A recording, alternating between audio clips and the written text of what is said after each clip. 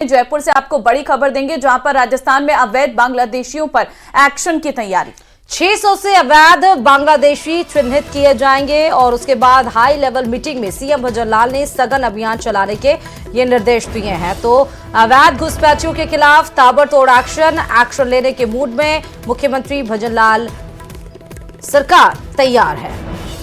600 से अधिक अवैध बांग्लादेशियों को चिन्हित किया गया है। कल हाई लेवल मीटिंग हुई थी, जिसमें मुख्यमंत्री ने निर्देश साफ तौर पर दिए थे। आपको बता दें, सीएम भजनलाल ने अभियान चलाने के निर्देश दिए हैं। ये बड़ी खबर इस वक्त सामने आ रही है। राजस्थान में जो अवैध बांग्लादेशी ठहरे हुए हैं, उन पर एक्शन की तैयारी में सरकार है और ऐसे में 600 से अधिक अवैध बांग्लादेशियों को चिन्हित किया गया है। कल एक हाई लेवल मीटिंग बुलाई गई थी, जिसमें मुख्यमंत्री भजनलाल शर्मा ने ये निर्देश दिए थे।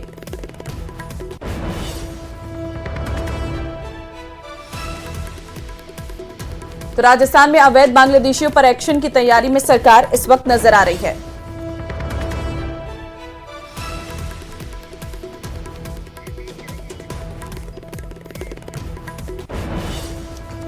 तो अवैध बांग्लादेशियों पर एक्शन की तैयारी आप देखिए कि पहलगाम हमले के बाद से, हालांकि इसके पहले ही अवैध घुसपैठियों और रोहिंग्याओं के खिलाफ जिस तरह से केंद्र सरकार सख्त है, उसी तरह राज्यों को भी हिदायत दी गई थी कि अपने अपने राज्यों से घुसपैठियों के खिलाफ ताबड़तोड़ एक्शन करके उनको सीमा पार किया जाए। और इसी को लेकर अब जब पहलगाम हमला हुआ, उसके बाद से आप देखिए कि हर राज्य में, खासकर बीजेपी केंद्र जो शासित राज्य है, उसमें आप देखिए कि सभी जो सीएम है वो ज्यादा एक्टिव मोड में आ चुके हैं, चाहे वो घुसपैठियों के खिलाफ हो, चाहे वो अवैध तरीके से कोई भी रह रहा हो। तो 600 से अधिक अवैध बांग्लादेशियों को चिन्हित किया गया। अब इनको सीमा पार भेजा जाएगा। हाई लेवल इसको लेकर मीटिंग कल मुख्यमंत्री भजनलाल शर्मा ने बुलाई थी। उनकी अध्यक्षता में जो बड़ी बैठक हुई थी, उसमें कड़े निर्देश और बड़े फैसले लिए गए हैं। एक सघन अभियान चलाने के निर्देश दिए गए हैं कि एक अभियान के तहत, एक मुहिम के तहत एक टारगेट बनाकर और इसको जल्द से जल्द इस राज्य को अवैधियों से, बांग्लादेशियों से, घुसपैठियों से, रोहिंग्याओं से जल्द मुक्त कराया जाए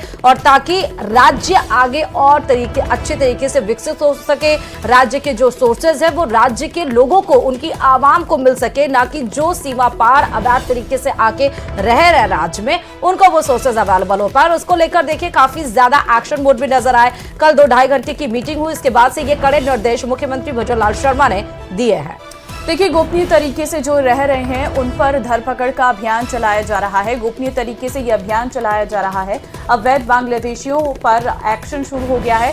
गोपनीय तरीके से चलाया जा रहा है धरपकड़ का ये ऑपरेशन। अलग अलग इलाकों से 100 से अधिक संदिग्धों को यहाँ पर पकड़ा गया है। और चलिए खबरों में आगे बढ़ते बताते चले कि राज्य के नगरीय निकायों के चुनाव टालने का मामला हाईकोर्ट तक पहुंच गया है। हाईकोर्ट ने राज्य सरकार के 4 से 4 सप्ताह के अंदर जवाब देने को कहा है। इस बीच इस मसले पर सियासी पारा भी हाई है। ये रिपोर्ट देखिए।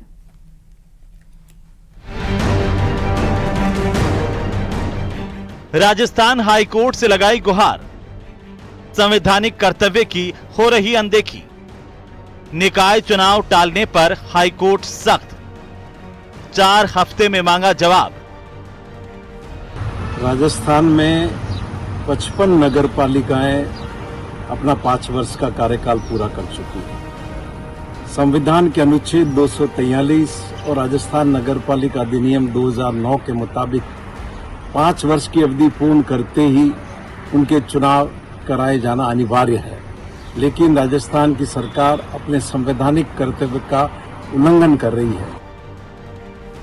सिरोही के पूर्व विधायक और पूर्व मुख्यमंत्री अशोक गहलोत के सलाहकार रहे संयम लोढ़ा की हाईकोर्ट में पेश की गई याचिका पर कोर्ट ने राज्य सरकार और राज्य निर्वाचन आयोग को 4 सप्ताह में जवाब पेश करने के निर्देश दिए हैं।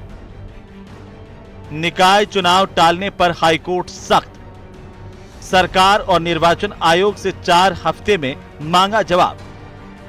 चुनाव नहीं कराने और प्रशासक नियुक्त करने पर राज्य के मुख्य सचिव, स्वायत्त शासन सचिव, निदेशक और राज्य निर्वाचन आयोग से 4 सप्ताह में जवाब तलब किया गया है।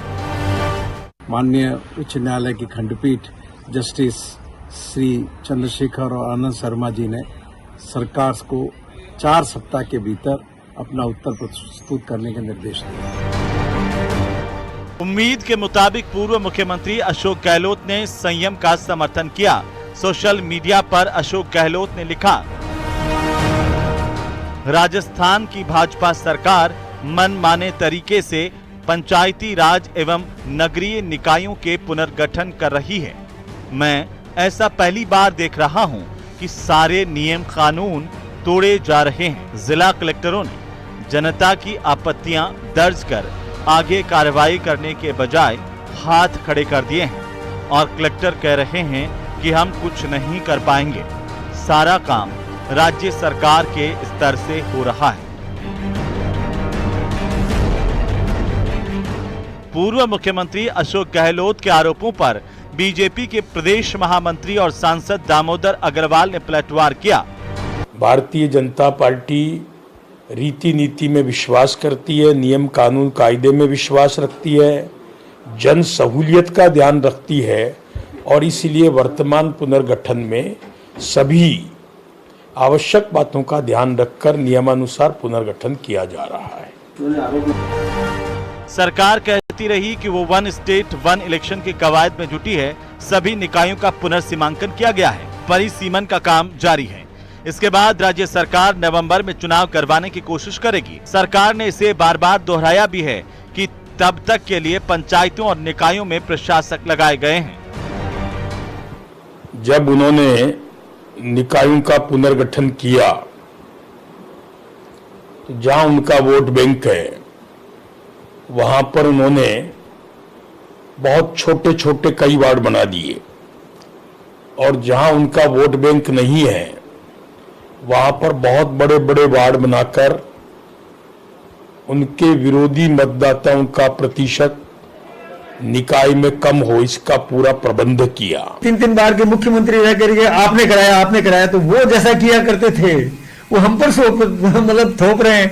हम तो ऐसा सोचते हैं कि निर्वाचन आयोग तय करता है कि कहाँ चुनाव करवाना, कहाँ नहीं करवाना। स्थिति परिस्थिति का ध्यान चुनाव आयोग देखेगा, इसका हमारा काम नहीं है।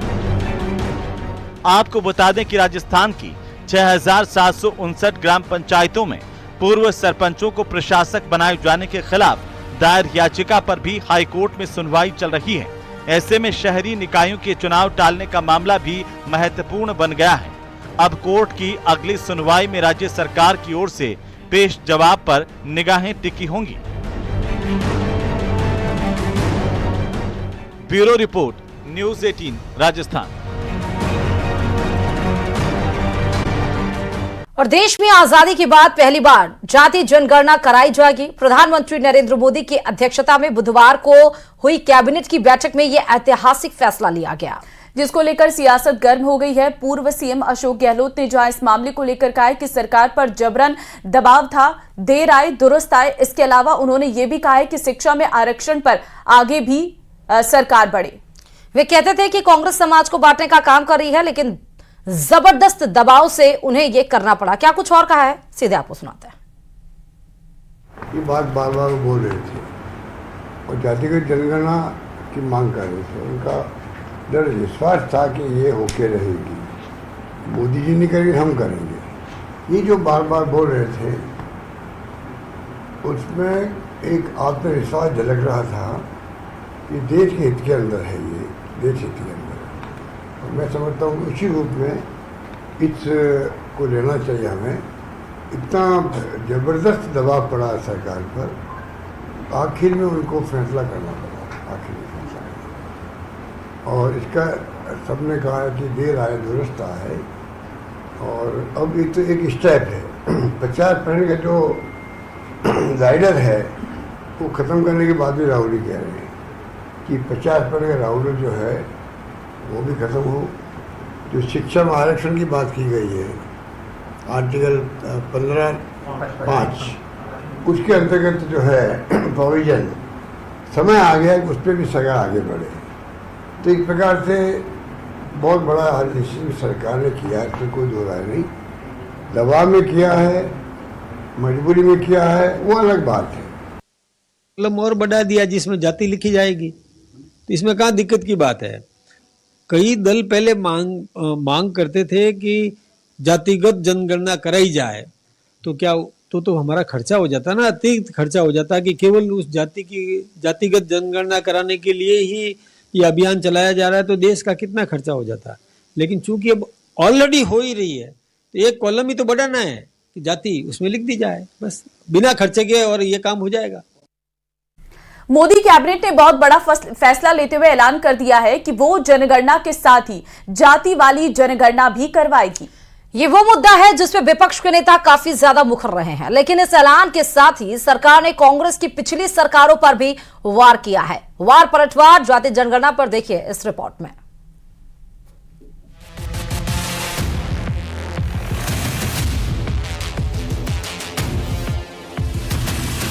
मोदी सरकार ने एक और ऐतिहासिक फैसले पर मोहर लगा दी है। पहलगाम हमले के बाद हुई पहली कैबिनेट बैठक में सरकार ने बहुत बड़ा फैसला लेते हुए ऐलान कर दिया है कि वो जनगणना के साथ ही जाति वाली जनगणना भी करवाएगी।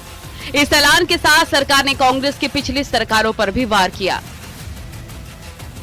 आज दिनांक 30/4/2025 के दिन प्रधानमंत्री श्री नरेंद्र मोदी जी के नेतृत्व में राजनीतिक विषयों की कैबिनेट समिति ने यह निर्णय लिया है कि जातियों की गणना को आने वाली जनगणना में सम्मिलित किया जाए।